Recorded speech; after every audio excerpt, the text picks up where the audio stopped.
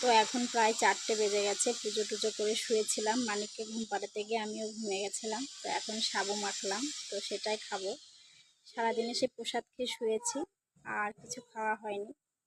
তো সাবুটা মেখেছি কীভাবে দাঁড়াও দেখাচ্ছি। এই যে ভেজানো ড্রাই ফ্রুটস দিয়ে আর তরমুজ, কলা, এটা দিয়ে সাবু দিয়ে মেখেছি। ক্ষীর খেজুরও দিয়েছি।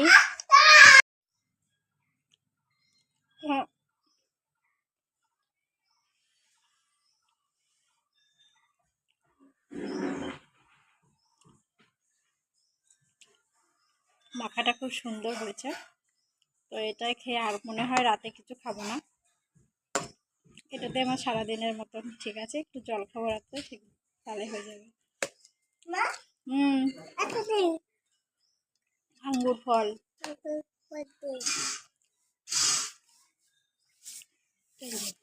সাবু মাখা।